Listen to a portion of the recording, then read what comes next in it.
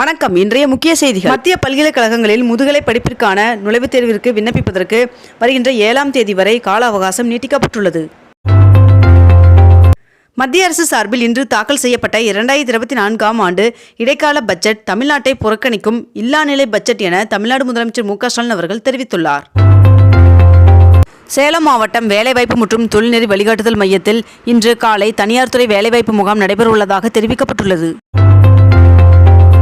அவிநாசியில் லிங்கேஸ்வரர் சுவாமி கோவிலில் குடமுழுக்கு விழாவையொட்டி திருப்பூரில் இன்று உள்ளூர் விடுமுறை அறிவிக்கப்பட்டுள்ளது. எதிர்காலத்தை கருத்தில் கொண்டு அனைத்து வசதிகளுடன் கிளாம்பாக்கம் பேருந்து நிலையம் திறக்கப்பட்டுள்ளதாக தமிழக அரசுக்கு சென்னை உயர்நீதிமன்றம் பாராட்டு தெரிவித்துள்ளது. காவிரி ஆணையம் தமிழகத்திற்கு 2.5 டிஎம்சி நீர் திறக்க கர்நாடகாவிற்கு உத்தரவு பிறப்பித்துள்ளது. 1 கோடி வீடுகளில் மொட்டை மாடியில் சோலார் பேனல் அமைத்தால் மாதத்திற்கு 300 யூனிட் மின்சாரம் இலவசம் என்று மத்திய இடைக்கால பட்ஜெட்டில் நிதியமைச்சர் நிர்மலா சீதாராமன் அவர்கள் தெரிவித்துள்ளார். தமிழக ஆளுநர் ஆர்.என். ரவி அவர்களின் உரையுடன் வருகின்ற பிப்ரவரி 12ஆம் தேதி தமிழக பட்ஜெட் கூட்டத்தொடர் தொடங்கும் என்றும், மேலும் 2024-25ஆம் ஆண்டிற்கான நிதிநிலை அறிக்கையை 19ஆம் தேதி நிதி அமைச்சர் தங்கம் தென்னரசு அவர்கள் தாக்கல் செய்ய உள்ளதாகவும் சட்டப்பேரவைத் தலைவர் அப்பாவு அவர்கள் தெரிவித்துள்ளார். அமெரிக்காவில் H-1B விசா பெறும் தேர்வுக்கான புதிய விதிமுறைகள் அக்டோபர் முதல் நடைமுறைக்கு வர உள்ளதாக தகவல் வெளியாகியுள்ளது.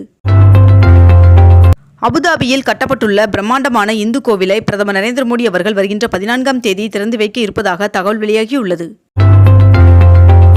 ஜல்லி மற்றும் எம்சாண்ட் ஆகிய கட்டுமானப் பொருட்களின் விலை உயர்வு நேற்று முதல் அமலுக்கு வருவதாக தெரிவிக்கப்பட்டுள்ளது. 4000 ரயில் பெட்டிகள் வந்தே பாரத் ரயில் பெட்டிகளாக மாற்றப்படும் என்று இடைக்கால பட்ஜெட்டில் தெரிவிக்கப்பட்டுள்ளது. அடுத்த 5 ஆண்டுகளில் கிராமப்புறங்களில் 2 கோடி வீடுகள் கட்டித்தரப்படும் என்றும், மேலும் நாடு முழுவதும் கூடுதலாக மருத்துவக் கல்லூரிகள் அமைப்பது தொடர்பாக குழு அமைக்கப்படும் என்றும் தெரிவிக்கப்பட்டுள்ளது. மீன்வளத்துறையில் 55 லட்சம் புதிய வேலைவாய்ப்புகள் உருவாக்கப்படும் என்று இடைக்கால பட்ஜெட்டில் தெரிவிக்கப்பட்டுள்ளது. ஜனவரி மாதத்திற்கான ஜிஎஸ்டி வரி வருவாயாக 1,72,000 கோடி ரூபாய் வசூலாகியுள்ளதாக மத்திய நிதி அமைச்சகம் அறிவித்துள்ளது. ஸ்பெயினில் முதலமைச்சர் மு.க.ஸ்டாலின் அவர்களின் முன்னிலையில் தமிழ்நாட்டிற்கு 1000 பேருக்கு வேலைவாய்ப்பு கிடைத்திடும் வகையில் ஹெபக்லாய்ட் நிறுவனத்துடன் 2500 கோடி ரூபாய் முதலீடு தொடர்பாக தமிழக அரசு புரிந்துணர்வு ஒப்பந்தம் மேற்கொண்டுள்ளது. தமிழகத்தில் இன்று டெல்டா மற்றும் தென் மாவட்டங்களில் இன்று லேசான மழை பெய்ய வாய்ப்புள்ளதாக வானிலை மையம் தெரிவித்துள்ளது. வணிக பயன்பாட்டிற்கான சிலிண்டரின் விலையில் 12 ரூபாய் 50 காசுகள் உயர்த்தப்பட்டு 1937 ரூபாய்க்கு விற்பனை செய்யப்பட உள்ளதாக தெரிவிக்கப்பட்டுள்ளது.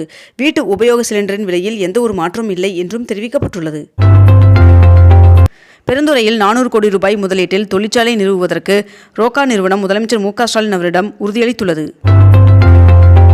மாநிலங்களுக்கு வட்டியில்லா கடனாக 1.3 லட்சம் கோடி வழங்கப்படும் என்றும், இறக்குமதி வரியில் எந்த மாற்றமும் இல்லை என்றும் இடைக்கால பட்ஜெட்டில் மத்திய நிதியமைச்சர் நிர்மலா சீதாராமன் அவர்கள் தெரிவித்துள்ளார். டெல்லி மதுபான கொள்கை முறைகேடு வழக்கில் அம்மாநில முதல்வர் அரவிந்த் கெஜ்ரிவால் அவர்களுக்கு அமலாக்கத்துறை 5வது முறையாக சம்மன் அனுப்பியுள்ளது. CAA சட்டத்தால் சிறுபான்மையின மக்களுக்கு பாதிப்பு ஏற்படுவதை அதிமுக ஒருபோதும் அனுமதிக்காது என்று அதிமுக பொதுச் செயலாளர் எடப்பாடி பழனிசாமி அவர்கள் தெரிவித்துள்ளார். அதிமுக முன்னாள் அமைச்சர் KP அன்பழகன் அவர்கள் மீதான சொத்து குவிப்பு வழக்கு விசாரணை பிப்ரவரி 14ஆம் தேதிக்கு ஒத்திவைக்கப்பட்டுள்ளது.